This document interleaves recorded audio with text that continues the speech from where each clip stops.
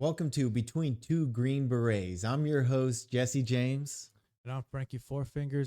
All right, let's get back onto this topic. So here we go. This is the FBI press brief. This one's a little long. We're going to have to definitely get to the good bits. At today's press conference, we will hear from Governor Cox, FBI Director Kash Patel, and Sheriff Mike Smith.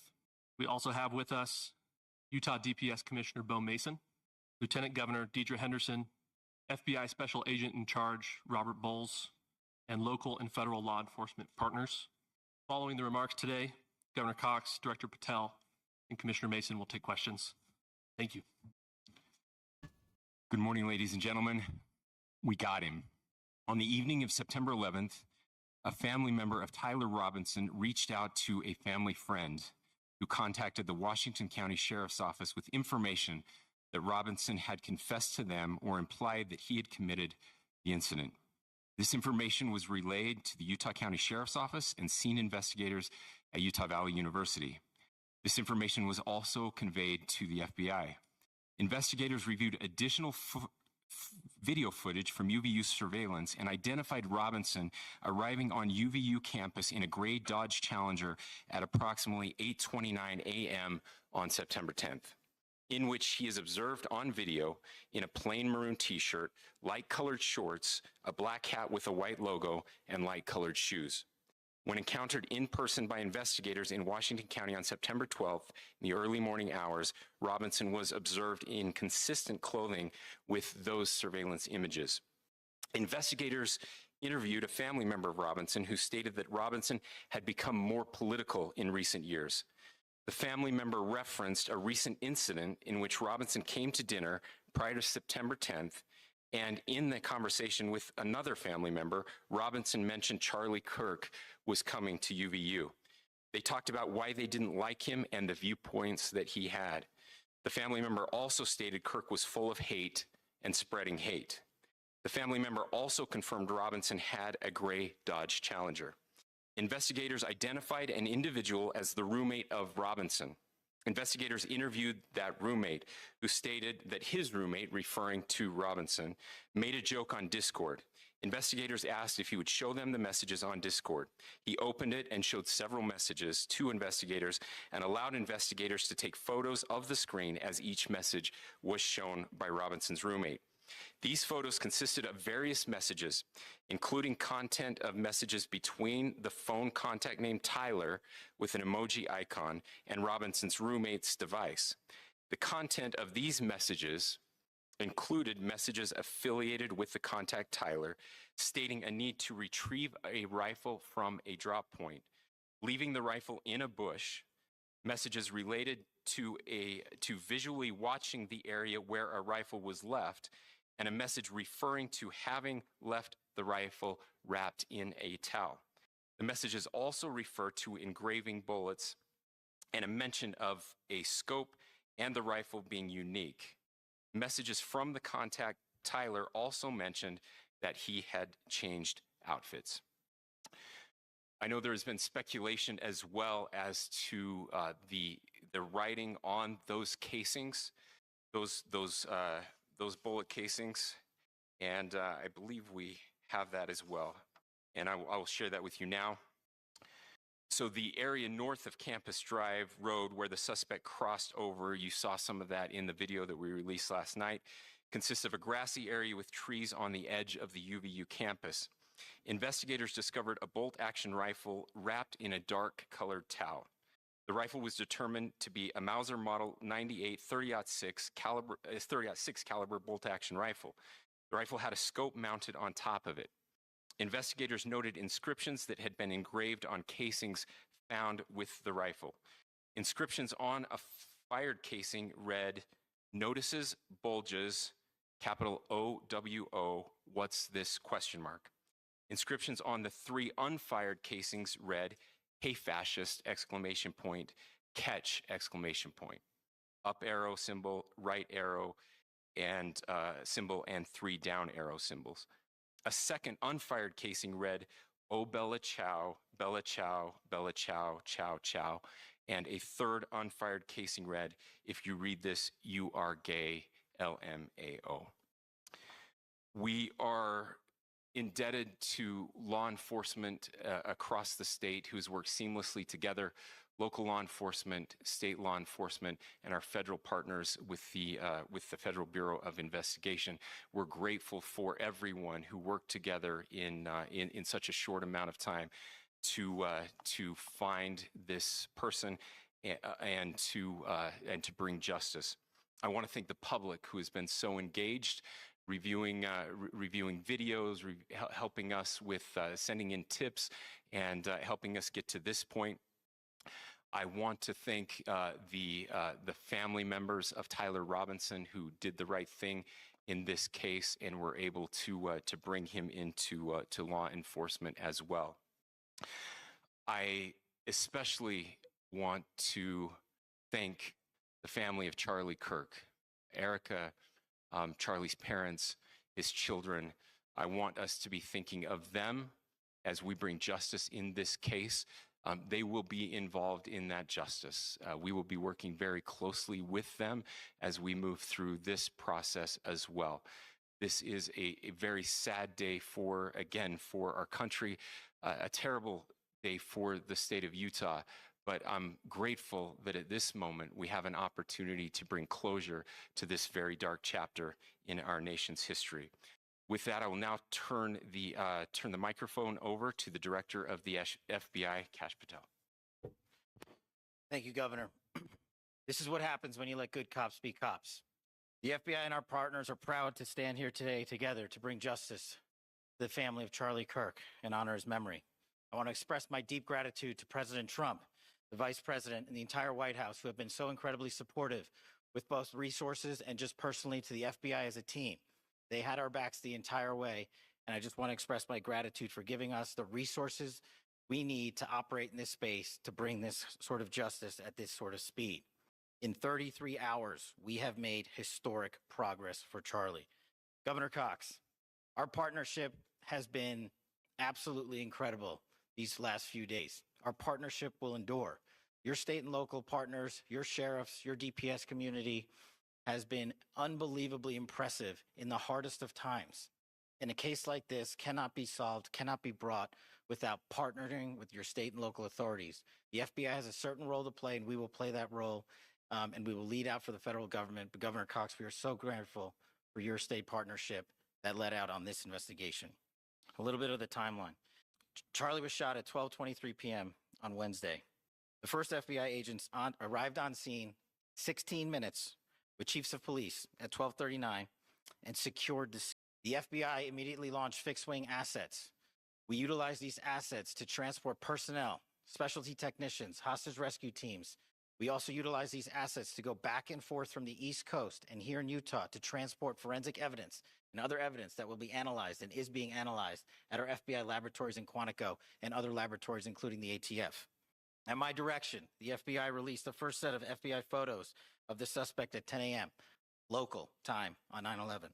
Then, shortly thereafter, the FBI reward of $100,000 was released at 10:45 a.m. local.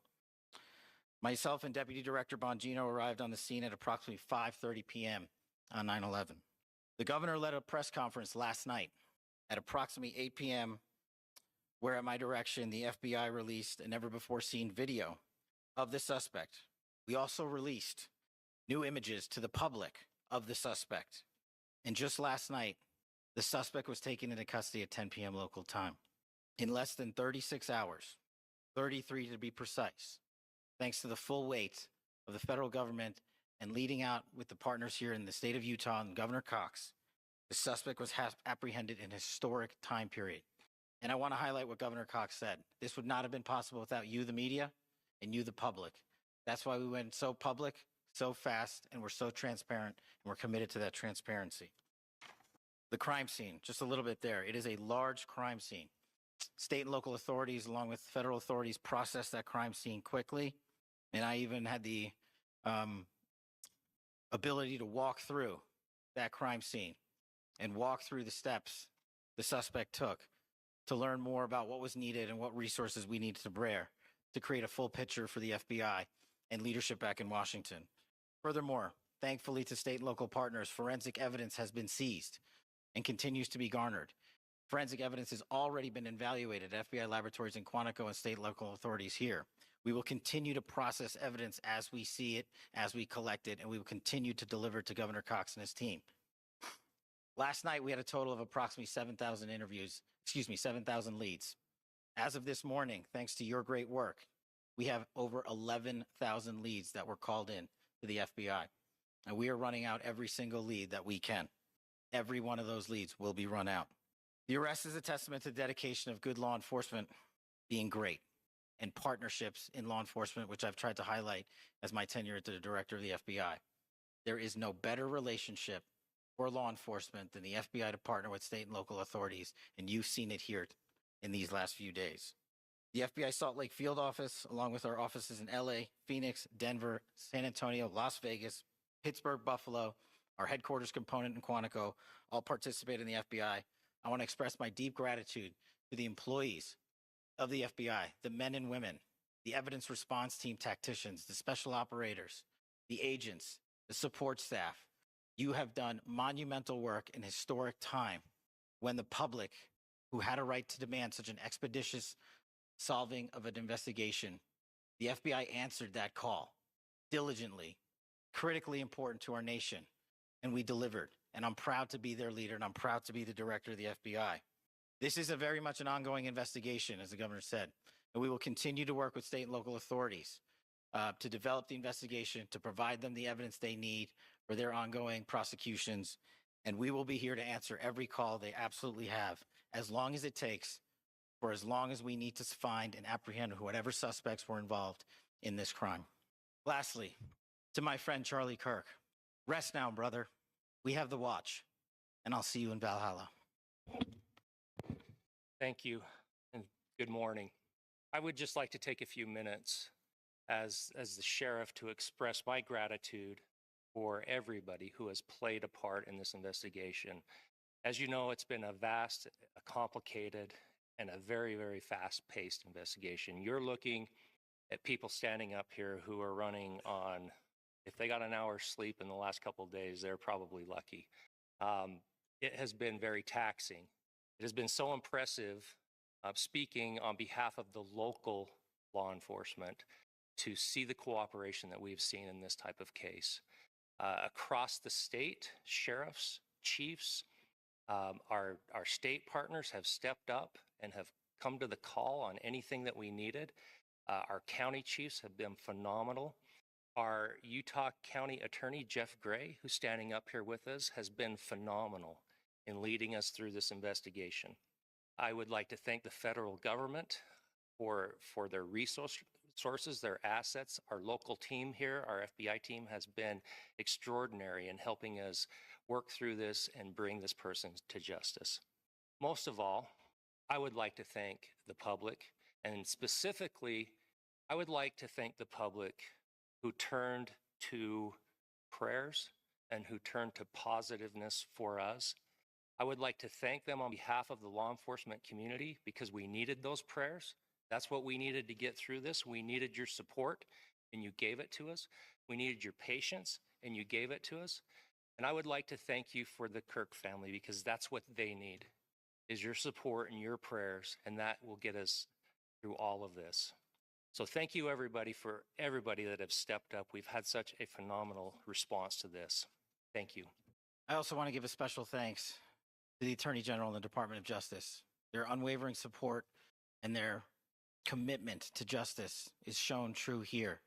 And without AG Bondi and Deputy Attorney General Todd Blanche and the resources they brought to bear, we would not have been able to complete our mission. And I just want to say special thanks. It's an honor to be a part of the Department of Justice. Thank you again to our incredible law enforcement team who has worked so hard. Sheriff, I got a solid 90 minutes last night, so I'm probably the most well-rested person up here.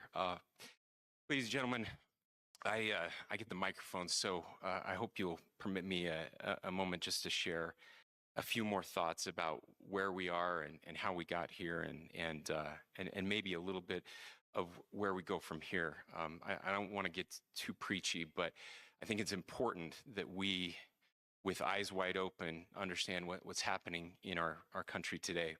I already knew Motion Array was great, but it just got even better. They just added their new AI voiceover feature. Listen to some of these. I've heard people say, well, why are we so invested in this? There's violence happening all across our country, and violence is tragic everywhere. And every life taken is a child of God who deserves our love and respect and dignity. This is certainly about the tragic death, political assassination of Charlie Kirk. But it is also much bigger than an attack on an individual. It is an attack on all of us. It is an attack on the American experiment. It is an attack on our ideals. This cuts to the very foundation of who we are, of who we have been, and who we could be in better times. Political violence is different than any other type of violence for lots of different reasons. One, because in the very act that Charlie championed of expression, that freedom of expression that is enshrined in our founding documents, in having his life taken in that very act makes it more difficult for people to feel like they can share their ideas, that they can speak freely. We will never be able to solve all the other problems, including the violence problems that people are worried about, if we can't have a clash of ideas safely and securely. Even especially those ideas with which you disagree. That's why this matters so much. Over the last 48 hours, I have been as angry as I have ever been, as sad as I have ever been. And it was, as anger pushed me to the brink, it was actually Charlie's words that pulled me back. I'd like to share some of those. And specifically right now, if I could, I need to talk to the young people in our state, in my state, and all across the country. As President Trump reminded me, he said, you know who really loved Charlie? The youths. He's right. Young people loved Charlie, and young people hated Charlie. And Charlie went into those places anyway. And these are the words that have helped me. Charlie said, when people stop talking, that's when you get violence. He said, the weak can never forgive. Forgiveness is the attribute of the strong. The only way out of the labyrinth of suffering is to forgive. Welcome without judgment, love without condition, forgive without limit. He said, always forgive your enemies. Nothing annoys them so much. A few months ago, I referenced this last night, Charlie posted to social media, when things are moving very fast and people are losing their minds, it's important to stay grounded. Turn off your phone, read scripture, spend time with friends, and remember, internet fury is not real life. It's going to be okay. He again said, when you stop having a human connection with someone you disagree with, it becomes a lot easier to commit violence. He said, what we as a culture have to get back to is being able to have a reasonable agreement, where violence is not an option. Now, again, to my young friends out there, you are inheriting a country where politics feels like rage. It feels like rage is the only option. But through those words, we have a reminder that we can choose a different path. Your generation has an opportunity to build a culture that is very different than what we are suffering through right now. Not by pretending differences don't matter, but by embracing our differences and having those hard conversations. I think we need more moral clarity right now. I hear all the time that words are violence. Words are not violence. Violence is violence. And there is one person responsible for what happened here. And that person is now in custody and will be charged soon and will be held accountable. And yet, all of us have an opportunity right now to do something different. I want to thank my fellow Utahns. This bad stuff happens. For 33 hours, I was praying that that if this had to happen here, that it wouldn't be one of us, that somebody drove from another state, somebody came from another country. Sadly, that prayer was not answered the way I had hoped for, just because I thought it would make it easier on us if we could just say, hey, we don't do that here. And indeed, Utah is a special place. We lead the nation in charitable giving. We lead the nation in service every year. But it did happen here, and it was one of us. But I want you to look at how Utahns reacted the last 2 nights. There was no rioting, there was no looting, there were no cars set on fire, there was no violence. There were vigils and prayers and people coming together to share the humanity. And that, ladies and gentlemen, I believe is the answer to this. We can return violence with violence. We can return hate with hate. And that's the problem with political violence, is it metastasizes, because we can always point the finger at the other side. And at some point, we have to find an off-ramp, or it's going to get much, much worse. But see, these are choices that we can make. History will dictate if this is a turning point for our country. But every single one of us gets to choose right now if this is a turning point for us. We get to make decisions. We have our agency. And I desperately call on every American. Are you okay? I'm trying to use this. Republican, Democrat, liberal, progressive, conservative, MAGA, all of us to please, please, please follow what Charlie taught me. I'll just conclude with with words I share often from a friend and author, Yuval Levin, who was asked if he was optimistic about our country. And he said, I'm not optimistic. He said, I hate optimism. God, that sounds bad. But he said, optimism is a vice. It's this idea that good things are just going to happen. He said, in the history of the world, good things have never just happened. He says, I'm not optimistic, but I am hopeful. And hope is the virtue that sits between the vices of optimism and pessimism. Hope is the idea that good things are going to happen because we can make them so. I still believe in our country, and I know Charlie Kirk believed in our country. I still believe that there is more good among us than evil. And I still believe that we can change the course of history. I'm hopeful because Americans can make it so. Ladies and gentlemen, we're happy to answer any questions you might have. I cannot speak to that. Well, I will leave that up to you to interpret what those engravings mean. I think the clearest one that says "catch fascist," there's not, and by the way, that's like catch like a ball, catch this. That's I think that speaks for itself. There's nothing more that we can share at this time. We do not at this time have any information that would lead to any additional arrests. Yes, but the investigation is ongoing. Yes, so right now, Mr. Robinson has been booked into the Utah County Jail. You heard the president this morning report that he was taken into custody, that his family and a friend helped to deliver him into custody of law enforcement in Washington County. For those of you that don't know where Washington County is, it is the southwesternmost part of the state of Utah. It's about a 3.5 to 4 hour drive from here, where we are right now, and that's where he lived and where they turned him in. Please, I'll go here. I can't share any more than what I've already shared. Yeah. So how we obtained the gun was found here. So I don't have much more details on that.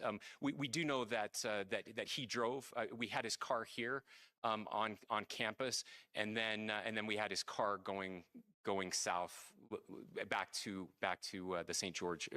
It's actually the city of Washington in Washington County. I'm sorry. We don't have any information that would lead us to believe that. Yes, in fact, it was just released. Yes. I can't answer that right now. Yeah, thank you. over here. I absolutely believe that this is a watershed in American history. Yes. The question is, what kind of watershed? And that chapter remains to be written. Is this the end of a dark chapter in our history, or the beginning of a darker chapter in our history?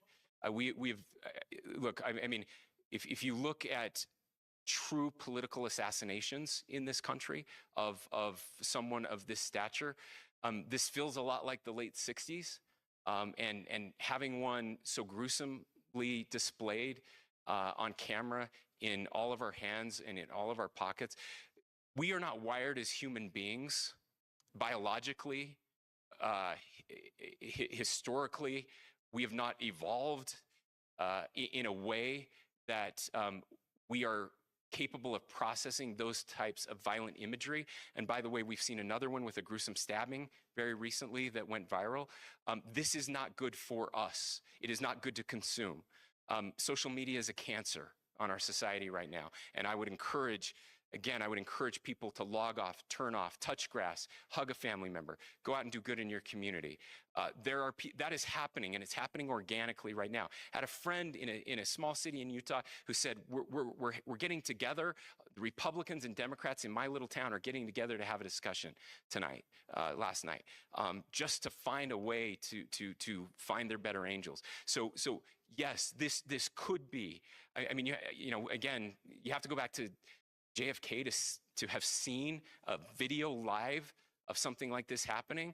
I wasn't born until 1975, but I know that things were really dark in the late 60s. Sorry to some of you. I know some of you were there. But this is our moment. Do we escalate, or do we find an off-ramp? And again, it's a choice. It's a choice, and every one of us gets to make that choice. Two more questions right here. I cannot comment if there is a direct connection or not, but all I can say is that that through some process, the family came to know that this had happened. Correct. Yes. So when he's first spotted on campus, he has different clothing on, and then he changes clothing on the roof, and then changed back into that clothing at some point, so that when he was apprehended, when he was arrested, the clothing matched the clothing he had on before the shooting here at UVU. Last question here. Yes. Yeah. So I don't have any information on the mental illness part. He was not a student here at UVU. He was living and had lived for a long time with his family in Washington County, in the southernmost part of our state. Thank you, everyone, for your great work in getting this information out. I just say, process-wise, this may be important. I know many of you aren't familiar with the process in Utah. I think it's important that you understand that. Basically, we have 3 days for charging documents to be filed. A CI will be filed. We'll have more information then, more detailed information, as those charging documents are filed in preparation for a preliminary hearing. So 3 days. So we would anticipate then that early next week those charging documents will be filed. We will obviously be working. The county attorney will be working very closely with Mr. Kirk's family as those documents and decisions are prepared and made. Thanks, everyone. All right, dude. So like, what do you think about that, man? Like, this is I mean, it was a pretty lengthy conference. Not a conference. What is pretty lengthy? Press release. Yeah. Oh. Well, I'm glad they caught him. We're gonna see what comes out of it. Not too much information on it. His dad gave him up, and a friend. Did you see that? Yeah. So, I don't know. I think that like I said before, dude, I think that Governor Cox did a great job bringing in how serious and personal this should feel to people. I think people that have watched Charlie Kirk or have been keeping up with the news can kind of feel for their family, feel for everyone that cared about them, So you kind of, and the thing about somebody like Charlie Kirk that's always putting things out, and you're watching them, you develop this imaginary relationship almost, I think they did a good job just honoring him, and awesome that they caught this dude so fast. Yeah, I think same thing with like just listening to podcasts or videos. You do like start connecting with some of these people because they do relate. I feel like they relate to our everyday life. You know, it's not like the news, they'll just tell you stuff. They'll tell you whatever is going on in the news, but I don't feel like it's like that connection that like Charlie Kirk or even Joe Rogan, some of these guys that are like prominent figures in this social media world. Um, I think that's why feel like we even have more of a connection, you know, with them. What do you think? Crazy. I know their family must be going through it right now. You want to read a little bit what's on Twitter right now? This was about 4 hours ago from Pierce Morgan. So Charlie Kirk's assassin, Tyler Robbins, 22, killed him because he hated his opinions and thought he was a fascist. Yet, ironically, he was the fascist, killing someone to silence their opposing views. The woke left love to say speech is violent. It's not. Violence is. I don't know, man. Like, I don't know. That's what we were saying earlier about the whole Democrats and liberals being so violent. You know, like they've been calling us fascists and Nazis and all this stuff to the point that like they dehumanized Charlie Kirk, and ultimately somebody came along and took his life because they completely dehumanized him. At least this person, I feel. Do you think this kid ever met him? Man, I don't know. Think You he think ever even shook his hand or like went to an event, or I think it was just all like from recordings and all of his channels and things that he posts. I think it's just like I don't even you like you assume somebody's character just out of Just things and then do you made a think? decision like this? Well, also with like having that emotional connection, do you think he got? If he never met him, do you think he actually did like some emotional connection only through videos? Never even saying a word, nothing like that. I mean, he definitely did. He connected with him emotionally somehow, whether it was like in person or just listening to him and hating his videos. Yeah, and there's a bunch of others that have the complete opposite emotion and are going through it right now. Yeah. You know? Like I've never met him and I could relate to him for being a father, you know, and going off to deployment and stuff like that and thinking about never coming back or something. Like I think he also probably felt that same way by doing these because he's probably had death threats. I know he's actually has death threat. He's talked about it. So like, man, I feel for him. I definitely feel for him. Wild. Think about it. But all right, you want to end this one right here? Yeah, let's do it. All right, so we appreciate you watching us. This is the Between Two Green Berets show. I'm your host, Jesse James, and make sure you guys give us a like, a share, a follow, subscribe. Check us out on social media. We're gonna try to keep updating some more. This is my best friend in the whole wide world, Frankie Four Fingers. Take it easy, everybody.